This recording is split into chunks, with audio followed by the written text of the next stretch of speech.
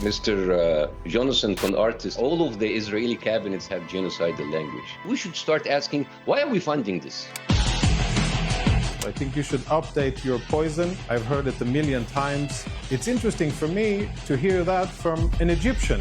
Egypt never received $30 billion to murder children and bomb hospitals. Israel is like Shaggy. You show you killed the children. It wasn't me. Your war crimes are documented. They have broken more international laws than Diddy has violated young rappers.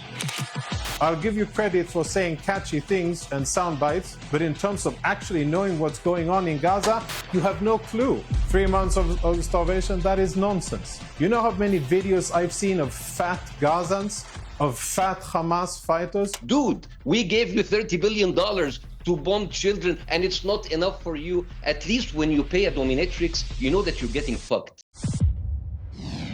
5 of Israel's allies, including the United Kingdom, have sanctioned 2 senior members of the Israeli government. Finance Minister Smotrich and Security Minister Ben-Gvir are accused of inciting extremist violence and serious abuses of Palestinian human rights. Both have called for the aggressive expansion of Israeli settlements in the West Bank. Smotrich says that Gaza will be entirely destroyed and that not one grain of wheat should be allowed in. That's genocidal language. And the result is an extraordinary situation in which two of Israel's top ministers are now banned from travelling to countries that Israel counts as friends and allies. The United States, Israel's oldest and most important ally, is rapidly running out of patience too.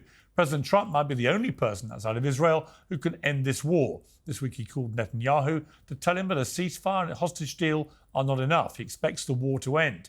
For today's debate, I'm joined by 2 very familiar contributors whose insights we value and respect. Jonathan Conricus is a former IDF spokesman and combat commander.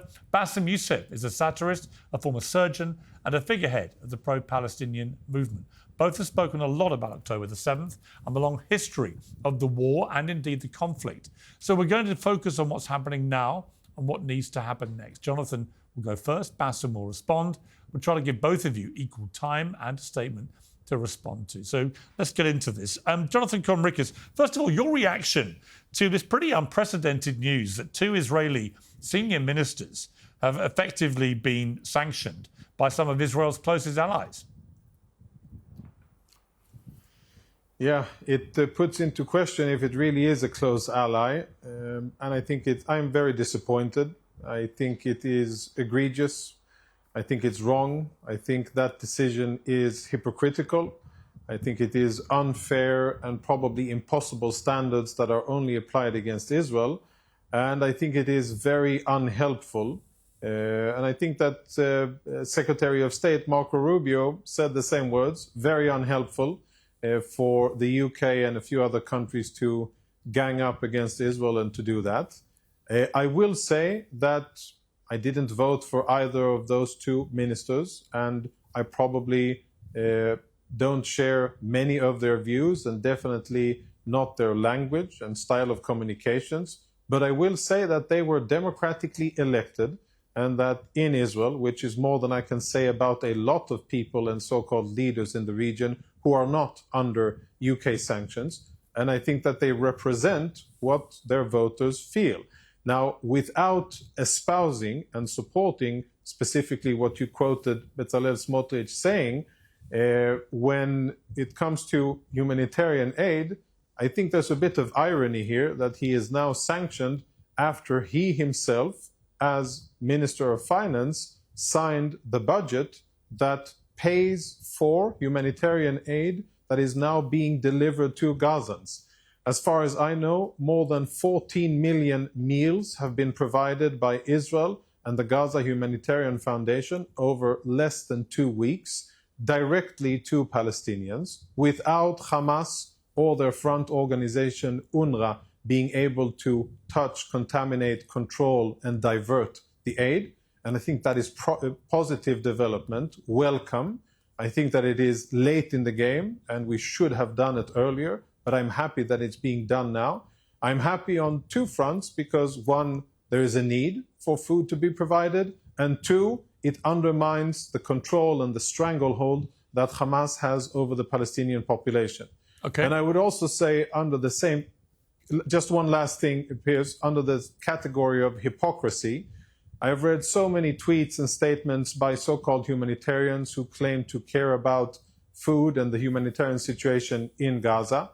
They are the same people who are now saying that this humanitarian effort by Israel isn't enough and that they don't support it. I wonder why they don't support it. And I think that they don't support it because it doesn't support the UNRWA mechanism that is in place, that keeps Hamas in place, and because it is perhaps the beginning of the end for Hamas. And a lot of people have a vested interest in Israel not defeating its enemy. Okay, Bassem Youssef, your response. You guys are talking about these two ministers as if this is the exception. I mean, like all of the Israeli cabinets have genocidal language. And Mr. Jonathan Conricus on the other side, he's like saying that they represent their constituents, which means the whole society, the whole community is genocidal. This is what they represent. And actually, like I think like we're asking the wrong question. We should be asking, like, instead of what should we do, we should start asking, why are we funding this? Why is my tax money, $30 billion to date, went to Israel to buy 2,000 pounds bombs and F-35s to dump Palestinians? Why is your tax money, Piers, is going to the British government to finance this? If Israel wants to defend itself, let it defend itself by itself, not with my money. And also, like, this is like a country it's bragging that this lobby is buying off politicians in America. AIPAC is bragging about 80% of Congress being paid by them. If one politician in the EU, in Britain, in America was paid with bribed by Russian money, oh my God, you're going to have 6-month wall-to-war coverage, foreign interference, democracy, imperial corruption. But with Israel, crickets, complete radio silence. And I brought this, by the way, many times, and it was just like you flow over it, because this is the real question, right? Because you would spend 3 hours talking about if this is a proportionate response, but we'll not talk about 3 minutes. Why is my money? Why is hurricane relief funds in America are going to fund Israel? Also, like, I don't understand the relationship between America and Israel. It's like it's the most effed up situation ever. We're like the world's most pathetic sugar daddy. We give them billions of dollars and they shit on us. Like Mr. Jonathan said, now we're ganging on them. We're not helpful. Dude, we gave you $30 billion to bomb children and it's not enough for you. Like, I mean, at least when you pay a dominatrix, you know that you're getting fucked. But this is just America having a public humiliation king while getting fucked, and they call this foreign policy. They are arresting American students on American soils for protesting Israeli war crimes. What the hell, man? This is like your crack whore making you beat your children for calling her what she is, a whore. And this is what really boggles me in America. The right and the left, they fight each other tooth and nail over gun control, education, minorities' rights, healthcare, DEI. But when it comes to Israel, everybody competes to be Israel's favorite bitch. Republicans hate handouts unless it's for Israel. And Democrats, they love human rights unless it's for the Palestinians. I mean, this is a delulu state. You guys are delulu. You are delulu. Like, I came here today to witness for myself how someone can lie so shamelessly. The guy is like a human pinball machine. Every question lies on him, ends on Hamas. Is like a magic 8-ball with one answer. Hamas. Yani, at least flat earthers, they make things interesting. You guys are boring. You are like the same thing. I left all of this. I left the media because of this. I come back. It's a freaking Groundhog Day. Every day, the same question, the same thing. Dude, nobody believes you. You are liars. Okay. Nobody believes you. Okay. Let me just say, well, since you haven't been on media for a while, Bassem, you probably would have noticed that I've become quite unpopular, actually, with the pro-Israeli lobby, because I've been increasingly critical of Netanyahu and his government and believe they have... Because if you're not your doormat, That's if you're not entirely accurate, they will not do it. Yeah. Well, okay, but, you know... Piers, that's all right, not but that's just... accurate. You may have missed that. But, Jonathan Conricus, your response to what Bassem Youssef said. Dry skin, deeper wrinkles and crepiness are just a few of the visible signs of ageing. Also, I'm told. Fortunately, today's show is sponsored by OneSkin. Their topical supplements are designed to help your skin feel and behave as if it's younger, a bit like this. Founded by an all-female team of scientists, OneSkin is the first and only skin longevity company to target cellular skin aging with their proprietary OS1 peptide. It's scientifically proven to decrease lines and wrinkles, boost hydration, and help with thinning skin. More than 4,000 people have given 5-star reviews for their full line of face, body, sun, and travel-size products. OneSkin believes that skincare is not just to improve how you look, but how to optimize skin biology at a cellular level. Well, we've teamed up to give you a 15% discount with the code PIERS, P-I-E-R-S, at checkout. Just go to oneskin.co. That's co with no M, oneskin.co. Well, you know, I could choose to respond to many things. I could respond to your foul language. I could respond to how low you speak. I could respond to your nonsense rhetoric. And basically, I think it shows that you've been out of the business for a while because you're repeating, regurgitating a lot of stuff that's really old. I think you should update your poison. You should get an updated version of the talking points against Israel. All of the things you said they're quite low level. They're not very impressive. I've heard it a million times, and it's quite childish. It's interesting for me to hear that from an Egyptian. Last time I checked, Egypt is the second largest beneficiary of American money. And if you reportedly really care about your tax money, then have you asked yourself why the US is providing so much money to Egypt and what the US gets in return? And what I would like to know is why is the Arab Egyptian Republic refusing to receive refugees, their Arab Muslim brothers from Gaza, and why are they so inhumane and cruel and preventing poor Gazans from escaping a war zone? Last time I checked, the only war where civilians have been prevented from leaving, escaping, fleeing a battlefield is this war. I cannot remember, and maybe you as a comedian can think of another war where civilians were prevented from a neighboring non-hostile state to flee the war.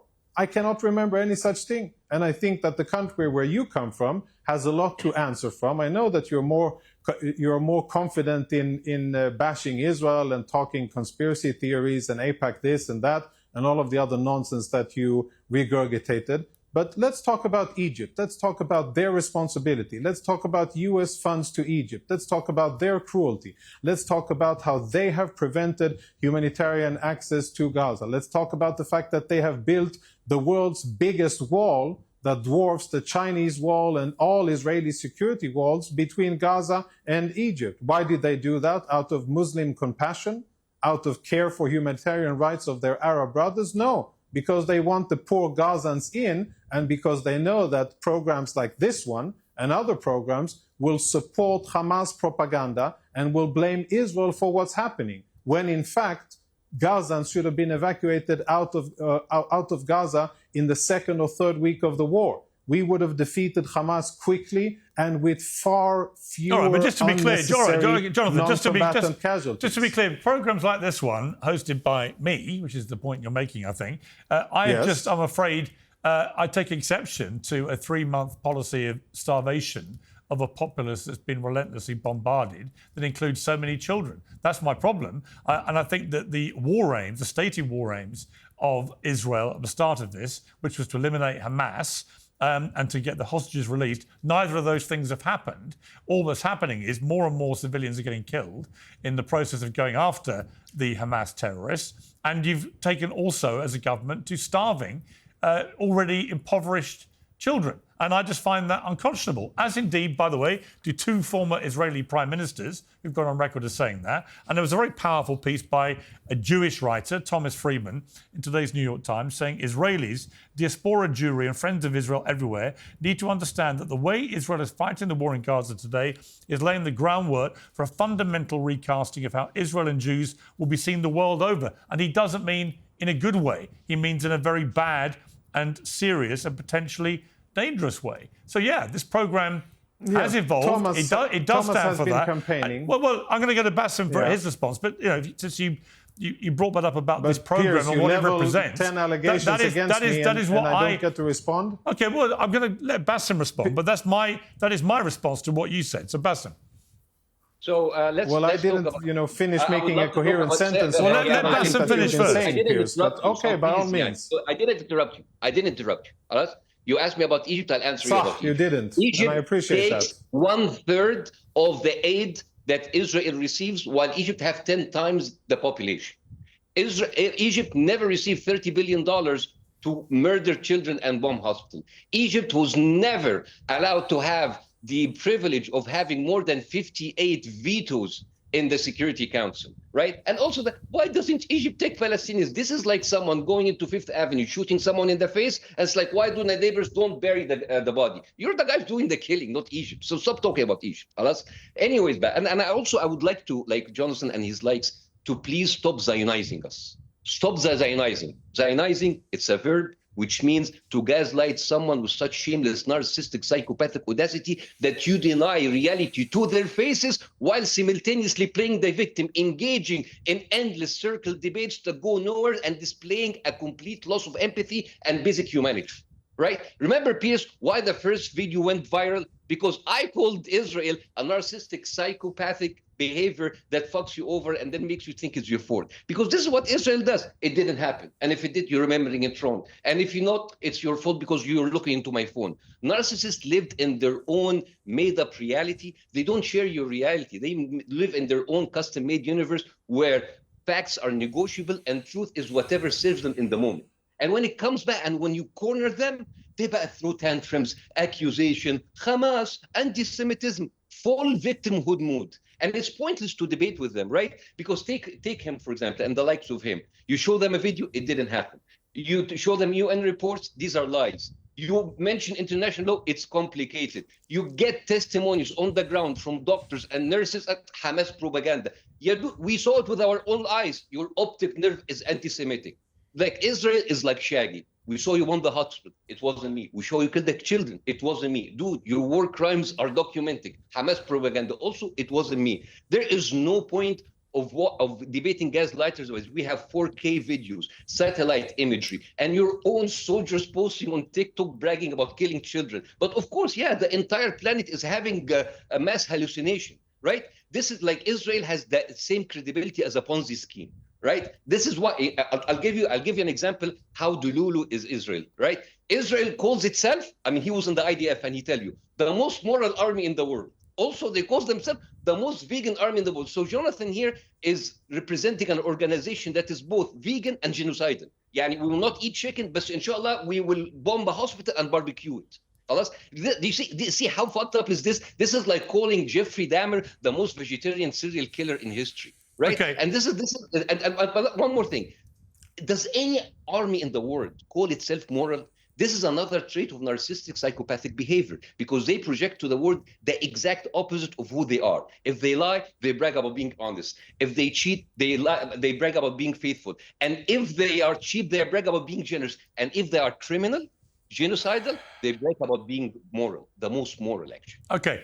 I mean, look, I would take away from that something that you and I, Jonathan, have reached agreement about, which is it remains appalling to me that international media and journalists are not allowed into Gaza to examine the veracity of all these claims from an independent perspective, because that would go a long way to answering the complaint, which is completely valid by Bassem, that every time there is any kind of incident which reflects badly on Israel, the immediate response is to shed doubt over it ever happening or to say it's Hamas propaganda or whatever. And the reason for that is because the Israeli government knows that there are no independent journalists from outside allowed in to ascertain the facts. And of course, nearly 200 Palestinian journalists have been killed by airstrikes. So there is an awful. On that, I know that Jonathan, you and I think agree about that, right? I think it would be in Israel's interest and the world's interest if they simply lifted the ban on journalists and allowed independent journalists to do their job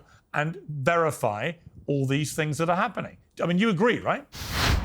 Tax day has passed, but for millions of Americans, that's where the trouble begins. The IRS is now ramping up enforcement for those who missed the April deadline or still owe back taxes. Well, today's sponsor, Tax Network USA, can still help. If your books are a mess, if you're self-employed, or if you're a business owner, Tax Network USA specializes in cleaning up financial chaos and getting you back on track quickly. They say the IRS is applying enforcement pressure at levels they've never seen before. But even after the deadline, it's not too late to take control. The consultation is completely free. Acting now could stop penalties, threatening letters, and surprise levies before they escalate. Call 1-800-958-1000 or visit tnusa.com/peers. That's tnusa.com/peers. Let Tax Network USA make the next move, not the IRS. Yeah, I remember having this conversation with you, and I think it was that little Canadian Jew, self-hating Jew, I forgot his name, who repeated the same lies or the same story about media. And I remember telling you, Piers, that I will personally see you in the Gaza Strip. If you decide to come over, since you have been campaigning on this, and since I think that you have a point, I don't think that what you say is true. And I don't think that all of the allegations that you make, some of them are directly unfounded. But which ones, out of interest? Say, I think which allegations are unfounded? What you said in the beginning of 3 months, the last the 3-month blockade, food and aid, time to respond. Yeah, 3 months of starvation. That is nonsense. That is absolute nonsense. Well, you had a 3-month blockade, right? I mean, there was a Well, hang on, Jonathan.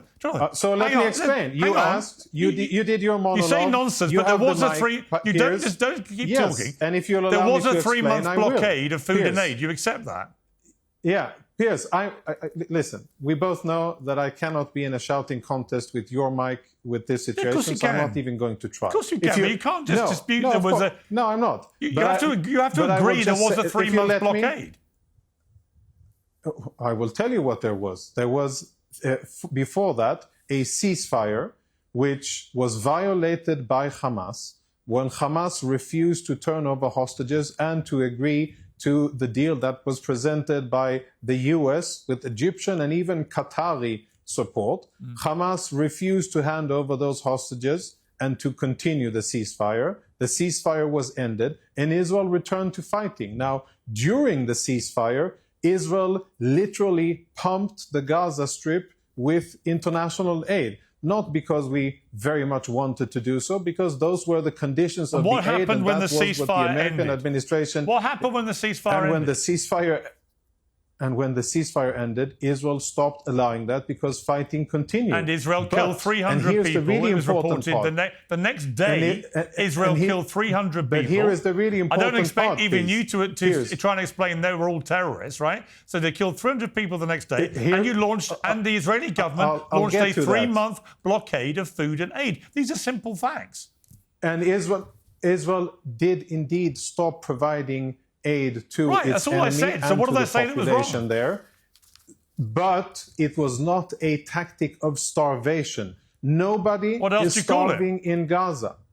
Nobody is starving in Gaza. Why are they risking death after the Gaza Strip was each other to get to food? With international aid, Piers, after the Gaza Strip was flooded with aid and when UN warehouses couldn't even meet the capacity and when truckloads were delivered from the Israeli side and weren't even taken by the UN on the other side and by their Hamas counterparts, that is when Israel said, okay, we're also going to go back to fighting and nobody is starving in Gaza. That is a complete fabrication. And if you speak about 4K evidence and all of that, Bassem mentioned a lot of nonsense, but you speak about evidence. You know how many videos I've seen of fat Gazans, of fat Hamas fighters, of overweight Gazans?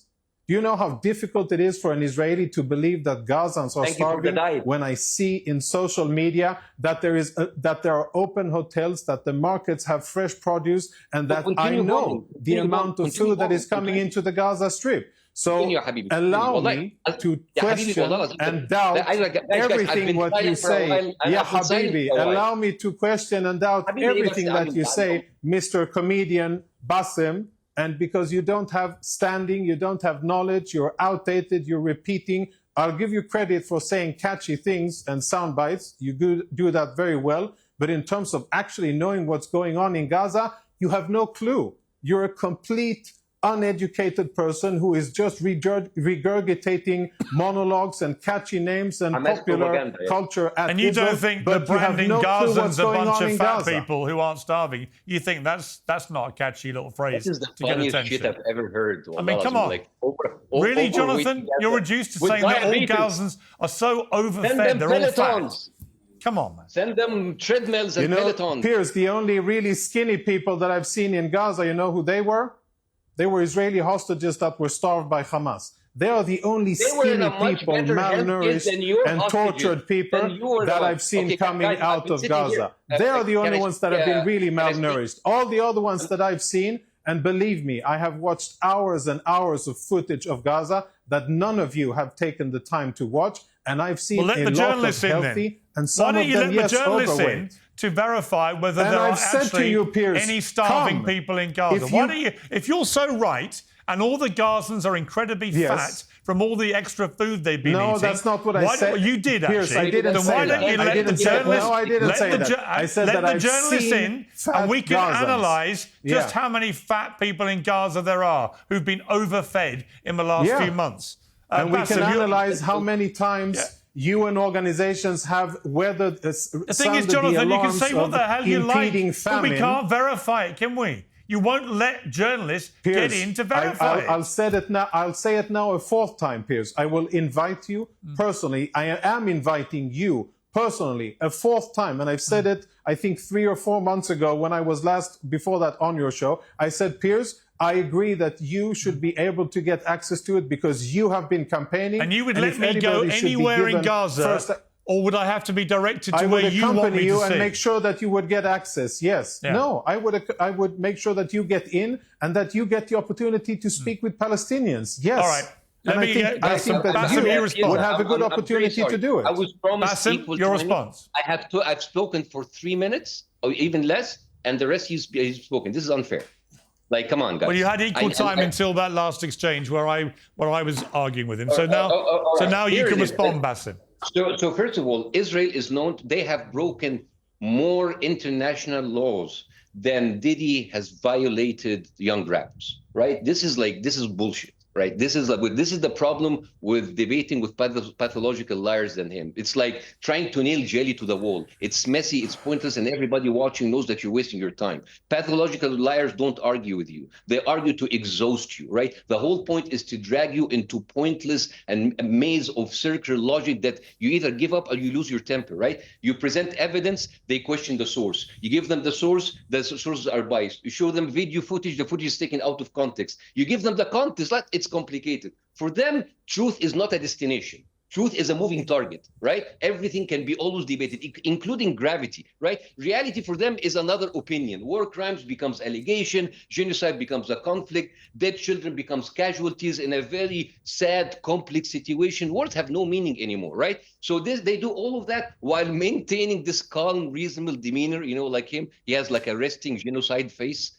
It's like crazy, right? They're here to waste time while people die. So you don't debate with pathological liars. You diagnose them, right? So because this is a problem. And also I've been hearing, I just want to ask, do you practice in the mirror this victim voice? Because you just sounded as if the most powerful nuclear power in the region are hiding under the bed like a small puppy. This is crazy. And also, let's talk about journalists. How many times Israel killed journalists? And then it's like, it didn't happen. It wasn't us. No, it was us. But it's an accident. Let's talk about journalists, Bassem. Yeah, let's talk about journalists, by all means. Don't interrupt me. Basha, don't interrupt me. Halas? It's not us. Let's talk about journalists, indeed, about Hamas. Let's talk about journalists. Shut up. I didn't interrupt you. Shut the fuck up. Halas? So anyways, you have don't journalists. Don't tell me to shut the fuck up and don't use that language with me, Mr. Bassem. Don't use that language with me. That language and you're killing people. Malish, I'm so sorry if my language is hurting your feeling. Again, Malish, don't use that language with me. Try to keep it civilized. Do it for a second. Try to keep it civilized. Civilized. Okay, Habibi, mesh. المهم. Anyways, let's talk about journalists. Let's talk about journalists. How many times they kill journalists? All right, and how many times they denied it? Then say, it's Hamas. It was not us. It was a mistake. We will investigate. And let's talk about journalists back. Let's talk about Asa Weinstein.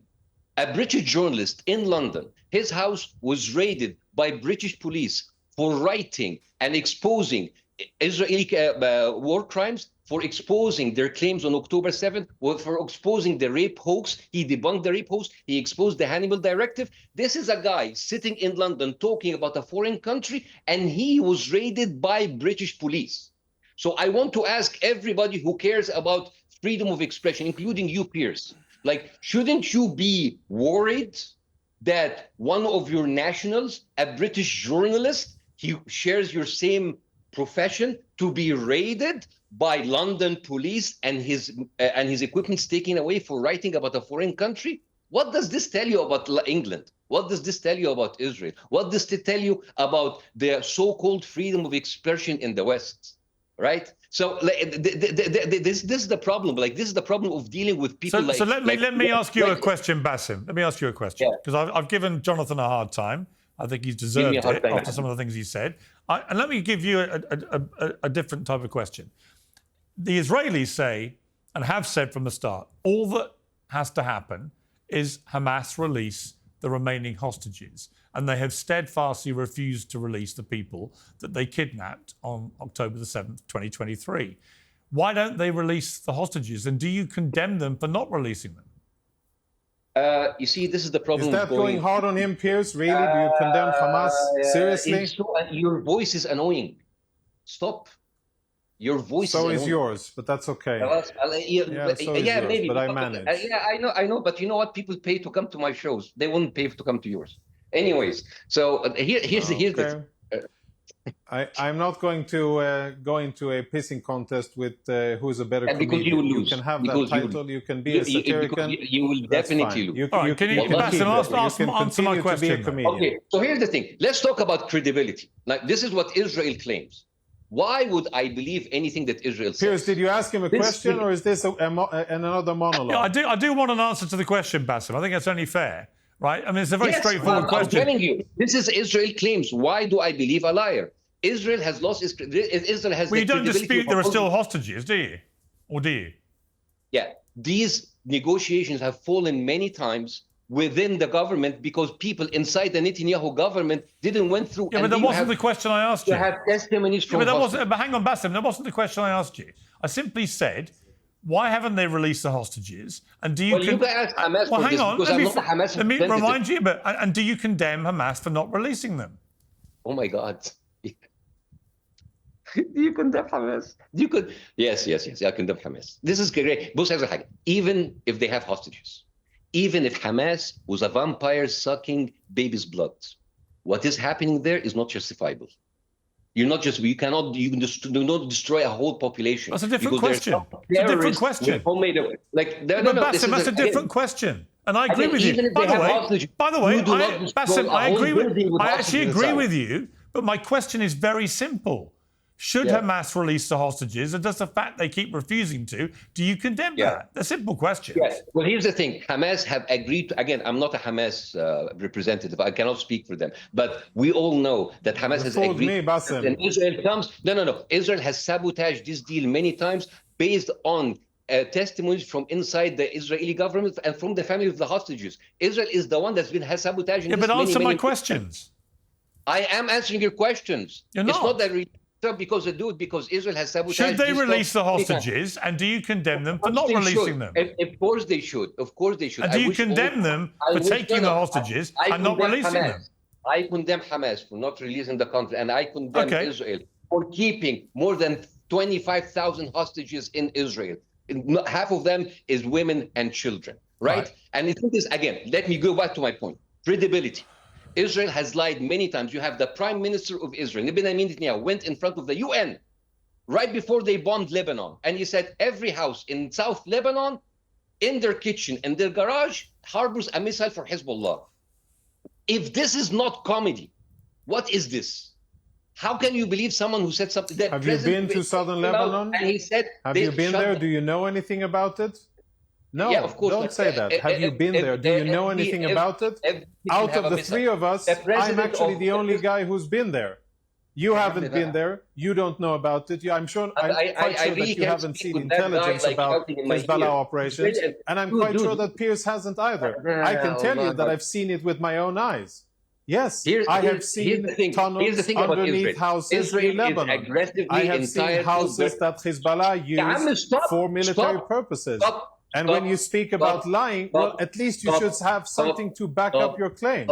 You're saying nonsense. You don't know what you're talking about. You're cheap TV Can you not? Don't talk over each other, Jonathan. There's no point. Let Bassem finish and then respond. It's fine. Shut the fuck up. All right, finish your point, Bassem, and let Jonathan respond. Pathological, fragile, always deeply hurt state. While doing that, they're doing that while holding the gun. Israel is what happens when you give a very advanced military to a Karen. Actually, he looks like a Karen. He looks like the male Scandinavian version of a Karen. Actually, he looks like he swallowed the Karen. But Israel is the only place where you can bulldoze a house and then sue you for scratching the tank. But dude, everybody knows that you're lying. Your neighbor knows that you're lying. Your barista knows you're lying. Even your GPS avoids your house because of the sting that comes from your vicinity. Everybody knows you're lying. Well, I would say this. All right, let me jump in. Pathologically lying. Okay, let me put it this way. You know what, Jonathan? You're perfectly entitled to not care what I think about any of this or what Bassem Youssef has to say about it, because obviously he has passionate views on the other side of this. And I've changed my views, as you know. I've said this to you very clearly. But I'm not the only one. What would concern me right now, if I was Israeli or Jewish, actually, is if I read Thomas Friedman's column, which was very powerful, and I urge people to read it today on the New York Times website. If I saw that the UK, Australia, Norway, Canada, New Zealand have sanctioned 2 members of the Israeli government for repeated incitements of violence against Palestinian communities, if 2 former prime ministers, one, Ehud Olmert, said enough is enough, Israel's committing war crimes. Ehud Barak, choosing a war of deception, would write a new chapter in the March of Folly. The war is a misleading smokescreen that purports to be a campaign for the country's security and future, while in actuality it's a political war. You've got your own former prime ministers, you've got Jewish columnists, you've got 5 allies, and they're all being increasingly critical of what this Israeli government is doing. Why does that not concern you? So let's address that. First, let's characterize the countries that are part of that. Norway is not an ally. Norway has been really the tip of the most extreme part in Europe. Let's take the UK. Propagating for a Palestinian state at all costs. I will. And as I said in the beginning, I am indeed worried. I'm saddened by it. I think that it is a wrong decision. And I regret that that is what the UK has decided to be the policy that the UK is You know why they're doing it, don't you, Jonathan? They're doing it because Smotrich and Ben-Gvir have made no secret through their publicly stated comments that they want to kick all the Palestinians out of Gaza. They're also endorsing endless new illegal settlements on the West Bank. This is genocidal language that they're talking. That's why these actions have been taken. And I don't believe, Jonathan, having interviewed you many... Hang on, let me ask a question. Having interviewed you many times since the start of the war, I do not believe that you have anything in common with these people. I just think you instinctively know what they're saying and what they are planning to do is wrong. So let me say this. As I said in the beginning, and I've been clear about it, I didn't vote for, and I probably don't support them in much of what they say. Not in content and not in the way that they say it. I don't think that everything that these 2 ministers, these elected officials say is wrong, but I do think that many of their statements have been tasteless, have been wrong, and have been unhelpful. Now, what I am concerned with a lot, really a lot, is what we spoke about the last conversation when you had Ehud Olmert on. You asked him one semi-serious question about the war crimes allegations. He didn't back it up because he doesn't have anything to back it up with. He was just there for the headlines, and for the attention, and because he has a grudge against Bibi, and because he also has a lot of criticism against him. That is fine, and that's part of the Israeli political debate and environment. And that is usually what happens in democracies when people have the ability to say what they think and they have the freedom to do so. By the way, Arabs have it as well in Israel, unlike in most other countries in the Middle East. However, what I would say is also very worrying, and I think relevant to this program and to many other programs, is how easily Hamas propaganda and anti-Semitism are platformed and what the consequences of journalists. A few questions ago, you started speaking about journalists. I would like to address the issue of the responsibility of journalists when they report from the field. I would like to address the responsibility They're not allowed in the field. of the New York Times. They are in the field. They are, Piers. They are in the field. They have people in the field, and they have people How many in international Jerusalem, and they journalists have are people currently in in Ramallah. Gaza? And How many not international only journalists international are peers, currently operating freely in Gaza?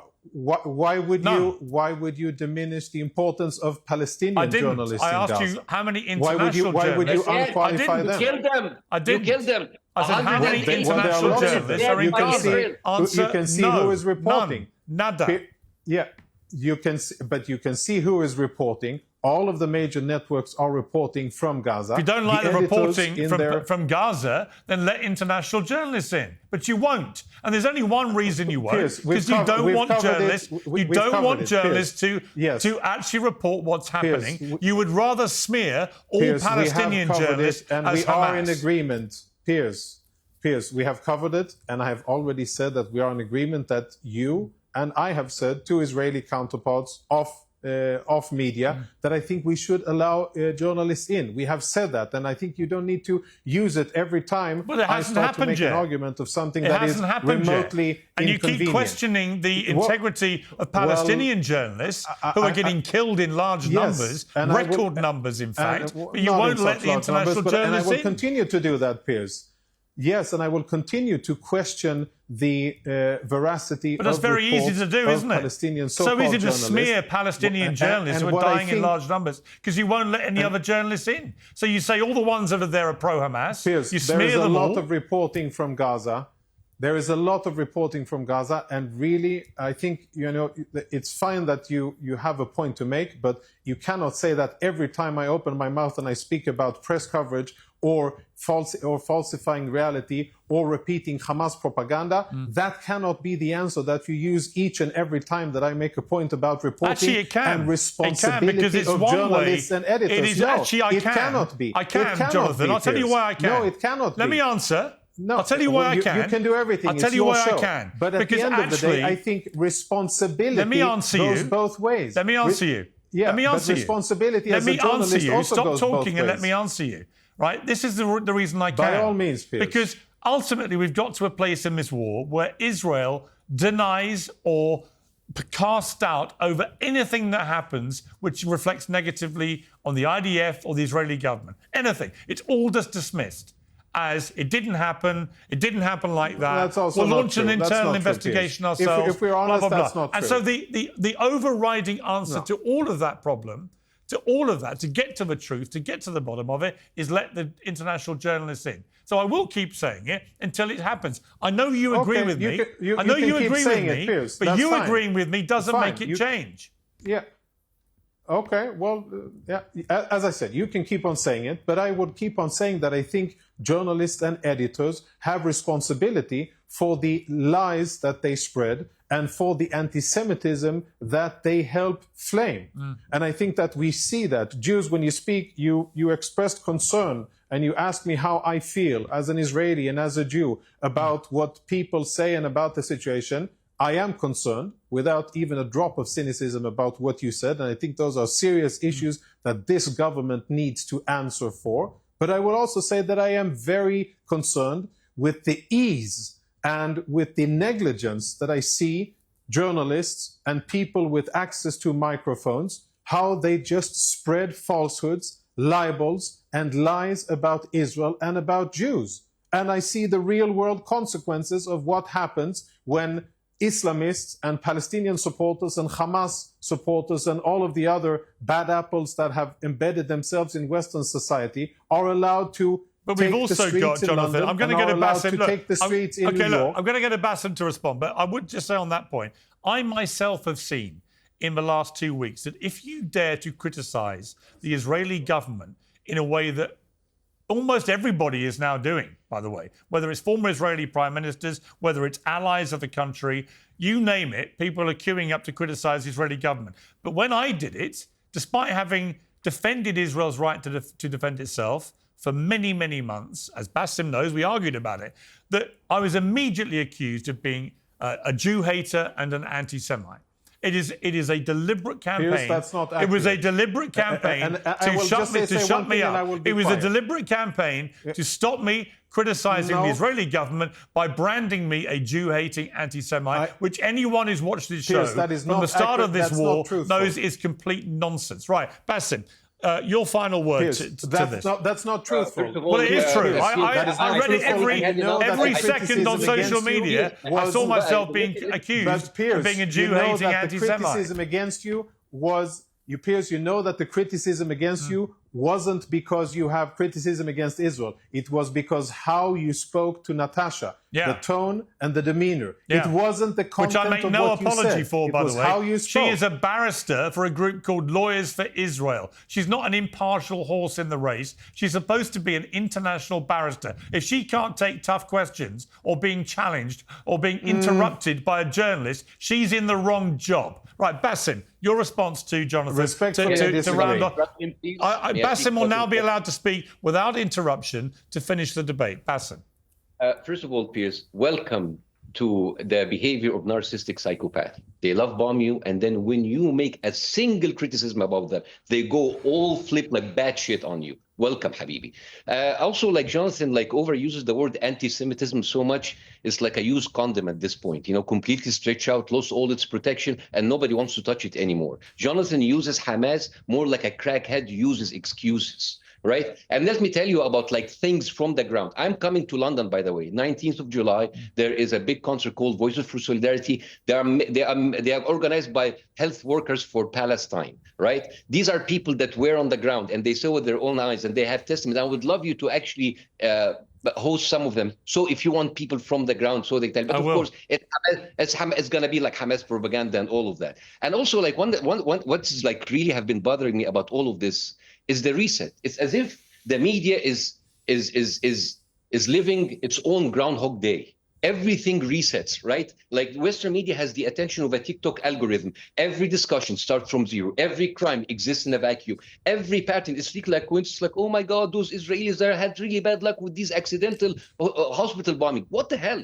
40 hospitals bombed, and we discuss 41 as it's a new development. Right? It's like covering a serial killer, new 20th victim without checking the 19 victims in the freezer. This is not covering the story. This is covering up the story. And here's the thing.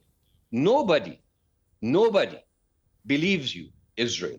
Nobody believes you. Nobody likes you.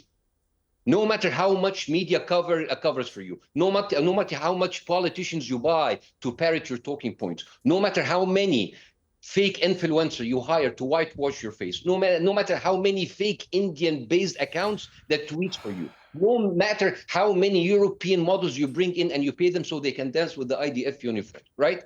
That everybody can see you, everybody can smell your bullshit, right? You are like the neighbor who firebombs everybody's house and he's sad why he's not invited to a house party, right? You will win in the battlefield. You will get more land. Because America supports you. It's like supporting a rabid dog that shits on your lawns and eats your cats and bites everybody. And it's like, oh, he's just like having a bad day.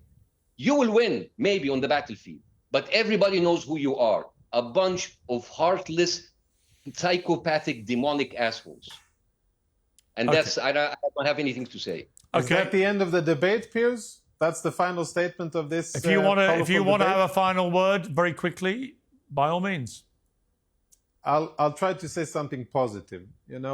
Despite that very foul language and what he just said, I will gladly invite you and your grandchildren to come visit Israel in 70 years. Maybe you and I won't be here, but maybe our grandchildren will.